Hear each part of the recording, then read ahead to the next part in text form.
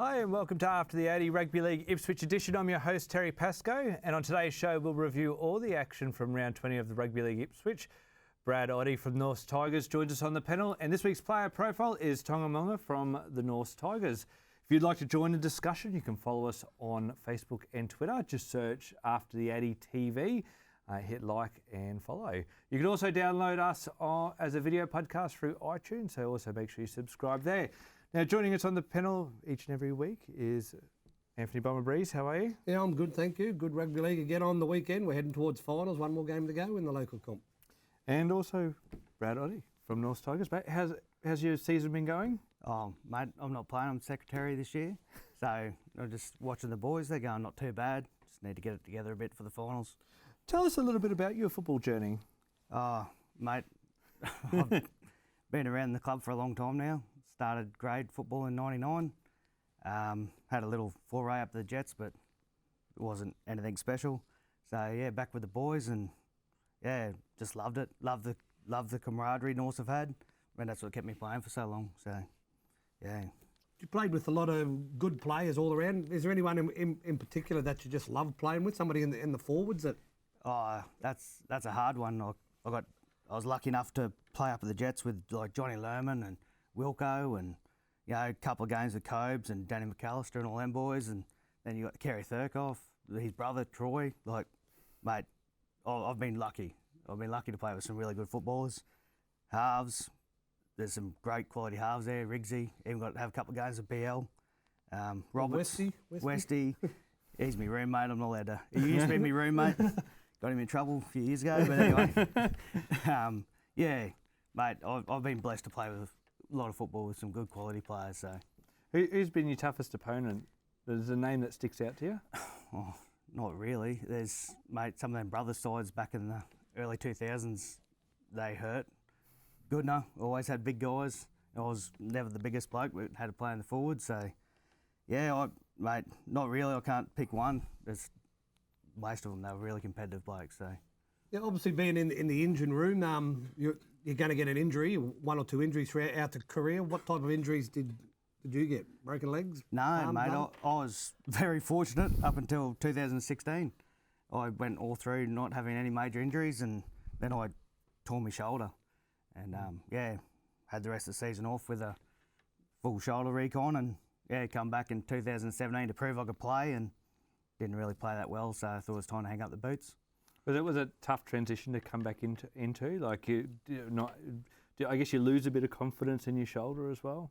Yeah, I had lost a bit of confidence in it, but I was lucky enough to have guys like Chris Scanlon and that defending beside me. So they used to make a lot of my tackles last year, and probably the last few years before that too. But like we said earlier, there Norths are into the finals. They're guaranteed they'll be fourth spot there.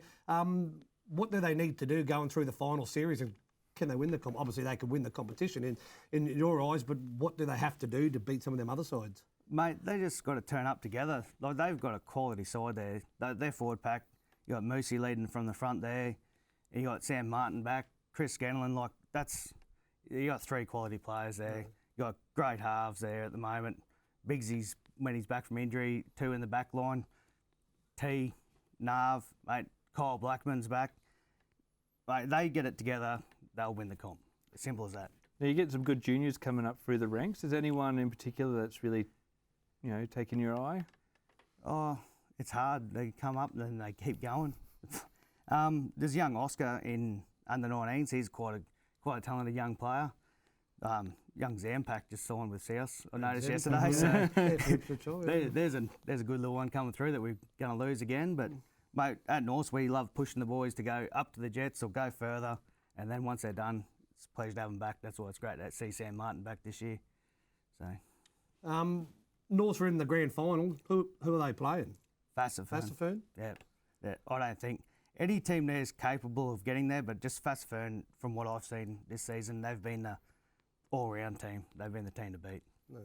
All right, well, let's have a look at some of the round 20 results from the weekend. We'll start off with the under-19s. Not a great game with Eastern Cobras and Rosewood, but tight contest with Goodner and Brothers, and again, another huge win for your Tigers and Fassifern. Yeah, mate, the under-19 boys, they're going they're a coach killer. They go great one week and then the next week they don't turn up at all. That must always be the struggle as well, especially if young players, if you're not winning, Yeah. you know, some of them just not interested. And No, yeah, that's right. Oh, it's not that they're not interested. They've got school commitments. Got a few of the grammar school boys, and yeah, it's just one of those things. It's not like when I was younger. We used to love turning up and playing footy. These days, it's something they do in their spare time. It feels like. Well, the other result on there, the Goodner brothers. Brothers are 1 on the ladder and Goodner are 2 there. That's 2 losses in a row now for brothers. So they welcome their halfback, not this week, back for the first semi, Taj Hitton there. So he'll guide them around. They've just lacked a little bit of direction there. So it's going to be a good competition. yeah, well, let's have a look at the ladder. You said, you know, brothers are still on #1 spot, but obviously losing a couple of games can really take an impact. Yeah, well, they went the first 3 quarters of the season undefeated, and they've lost 3 out of probably their last 5 games.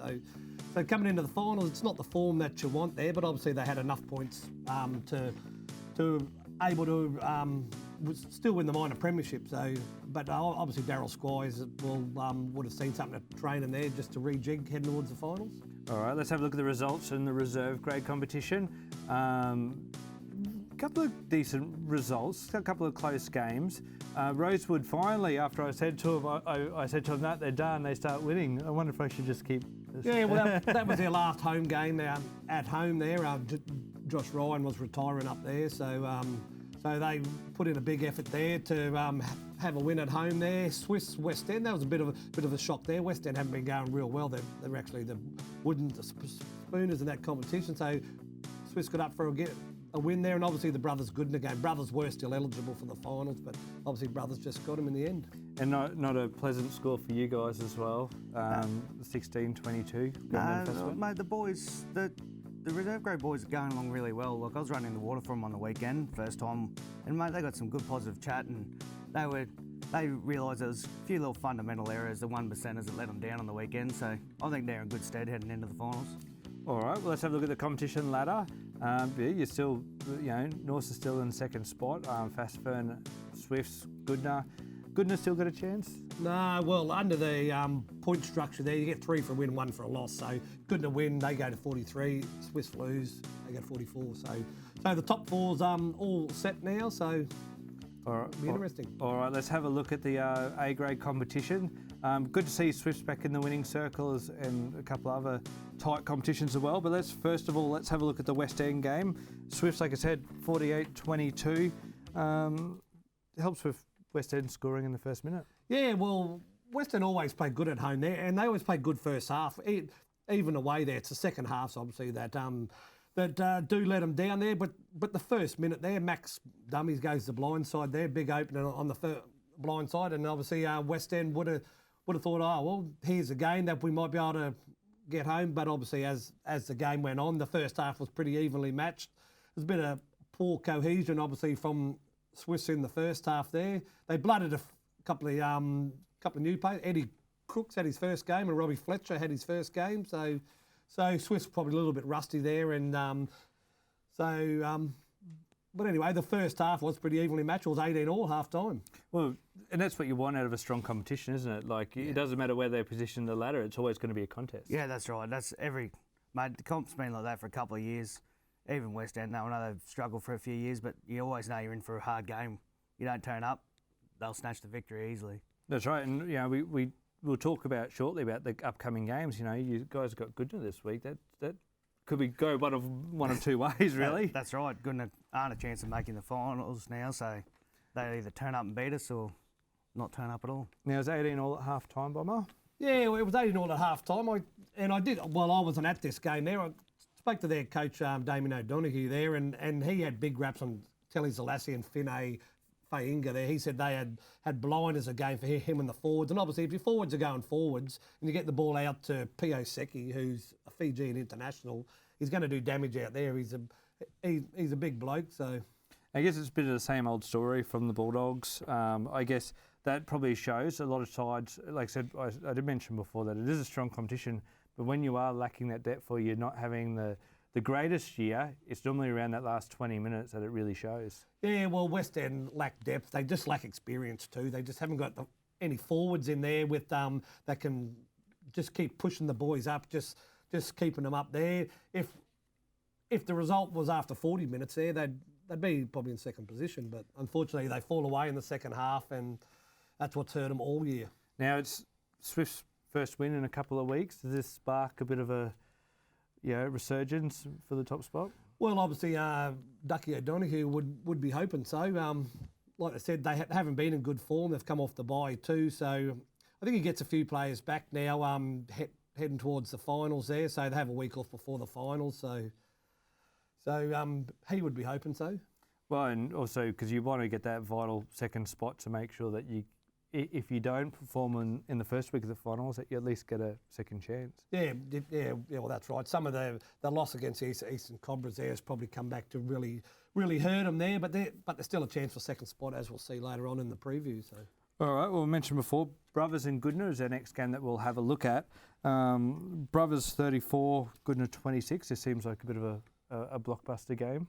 Yeah, well, Brothers were at home there. It was hard to see what Goodna were gonna turn up with. They only had 12 fresh players because they were still a chance in reserve grade. So obviously they played all them, and they had to obviously back them up in the A grade there. But they did come along, and they did start well.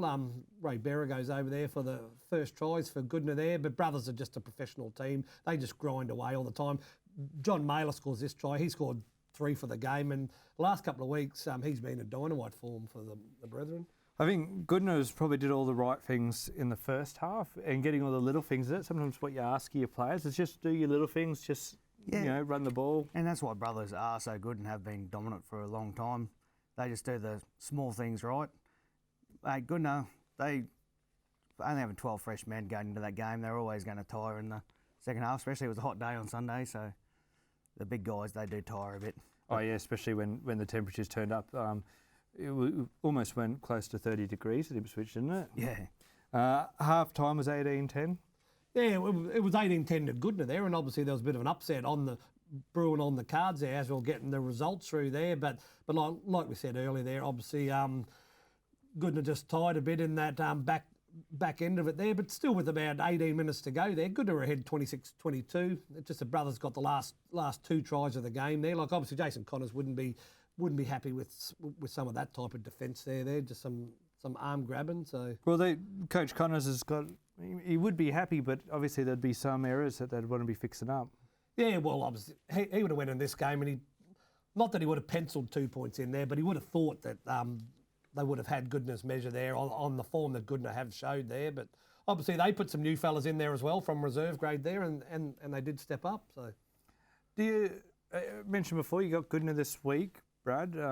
Watching this footage, does it make you nervous, or do you just think looking at it and we got to be better? Oh mate, the Norths have got to be better just in themselves. The boys know that. They were frustrated after the weekend, mate.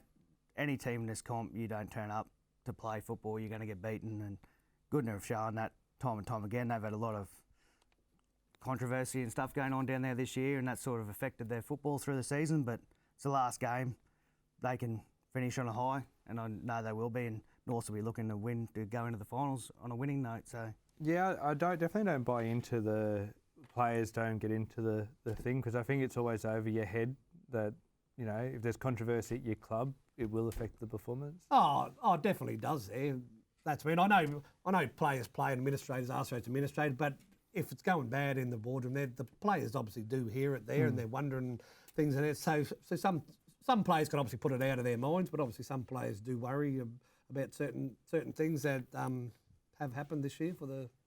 All right, Brad, I'd hate to do this to you, mate, but we've got to have a look at the Fastfern Norths game. Fastfern 36, Norths 18. This is an interesting clash. Fastfern were on the board in the first 3 minutes. Yeah, well, Lavini, he's just a try-scoring freak down there. He scored 4 tries in this game. You'll probably see them all here there, but he was unbelievable. But Norths didn't give up. Cole Blackman, he scores here in the 8th minute, and then, like I said, Lavini again, he scores in the 15th minute here. So, and then after this Lavini try, Norths are back in it there. It's 2 tries all. It's 12-8 to Fastfern. It was just goal kicking that had let the Tigers down at this stage. So I think it's one of those things that you see in first grade and Queensland Cup and even in local league. if you're going to do that up and in defence, it needs to pay off. You need to do it, because if you don't do it, we just saw it there. They make a break, and then and then you're chasing, and you can't chase the Pascoe boys. They got speed to burn out wide, and you've got to stop if you're going to put up and in to stop them getting around you. Everyone needs to be on that page. So and execute. And execute well. You've got to make sure you're definitely executing. North's hit back in a seesawing game. Yeah. Well, North's hit back through that try there to Daniel Westpez on the wing there, but they just throw the ball out wide again, and it's like a broken record. Lavini, this is his third try in the first half there, and looking, there's just no one there, and he just basically walks over. That was a 5-on-3 overlap. The boys in the middle didn't slide out. But like you said, and don't want to make excuses, hot day though. Oh, it's a hot day, and the boys, they know their handling was down a bit, and they handed the ball over a bit too easy, and defending against Pascoe, as I said, they've been the form team of the comp all year, and mate, they'll run you ragged. Is this alarm bells for North? No, mate. No, there's some quality players there. They just need to. They'll all know what's going wrong, and they'll turn it around. Got great confidence in them. It's a good bunch of blokes down there. Well, like you said, we said with West End, with no experience, North have got the experience there with Chucky Stefan and Chris Scanlon and there. So then you've got Dylan Martin, he's only a young fella, but with the experienced forwards there. So. That's right. Sam Martin, Josh is back now. He's finding his groove after breaking his leg last year. So must be a huge improvement, and obviously confidence building. We talked about before about yourself with your shoulder and not having that confidence. I mean, I know it's not really the same, but you still got to have confidence to come back from a broken leg. Yeah, and it's taken Josh a little bit to come back, and I think that's good that he's taken that time. Mate, he's getting better. His running game, he hasn't had his running game on song, but that's to be expected. But it's Josh. One thing he's proven in the past is that he'll put his body on the line for North. So. Now, we've said that the competition ladder, the top four's been set for a while now, but let's have a look after round 20 and see if there's been much movement. Obviously, Fastafern clearing away, but obviously North's not going to make it in probably the top two, so it's pretty much going to be do or die. Yeah, mate, and that won't faze the boys. They they win against Good. They win this weekend against Good. Now have a weekend off, and then you only got to win 3 games and you're the premiers again. That's when you say it like that, it's pretty simple, isn't it? Win 3 games and we'll be right. But I think, and I guess sometimes I worry about the negative thought process. I know I've harped on a little bit about this, but is there that mental side where you turn around and say, but at least if we have the extra game as a backup just in case we play terribly? Oh, well, that's it.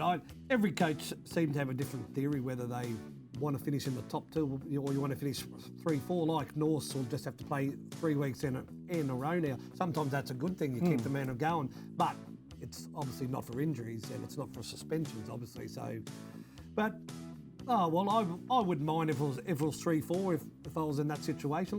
Like I said, all 4 teams are a chance of winning this premiership. Obviously, Fastafern are the standout side there, but they were a bit the standout side last year and Good have got them a grand final day. So it's whatever team turns up on the GF. I was going to say, is it almost set that Fastafern will be playing North in the first week?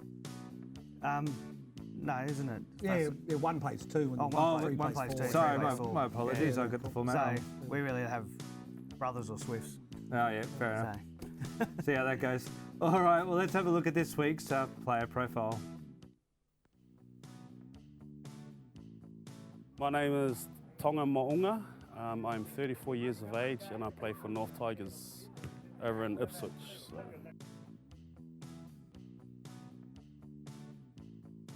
I started footy in Christchurch, New Zealand when I was growing up. Had a big family that loved rugby and rugby league, so I started there at the age of probably 11 and then gradually made my way up and ended up here. I've been playing for North Tigers for about 6 years. First club I came to when I first moved to Australia, Brisbane. It was a tough game. I found it very physical, but I think that our boys are used to physical, but just bad calls at times from referees and touch judges, which didn't help, but I'm not pointing the finger, but yeah, just all-rounders physical game.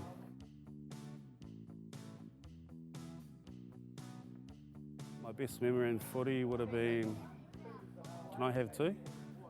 All right. One was making the under-16 New Zealand rugby union team back in my day, and the second was winning the grand final in 2014 with the North Tigers club.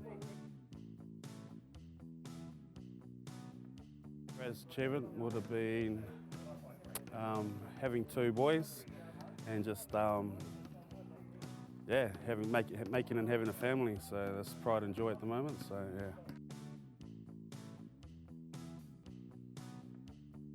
If I was to have a player in mind, it would have been Jonah Lomu. I looked up to him when I was little, and I still do, even though he's passed away. But he was a real big part of my life growing up, because the heritage that he's from, he's Tongan also, so he brought a lot of rugby up with the little kids as well as he was growing up. So what a Jonah Lomu it is, yeah.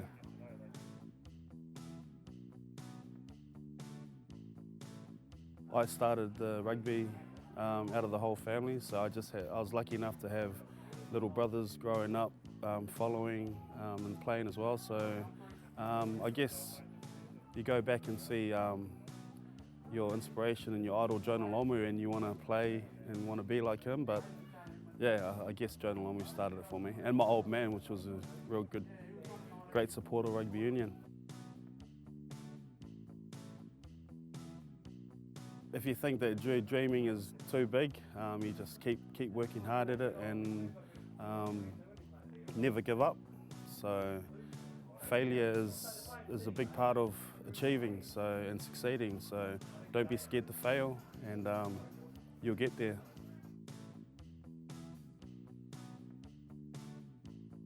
Yeah, Dylan Martin. So yeah, he's a good inspirational to younger generation, even though he's young himself. So he's an up-and-coming player. So.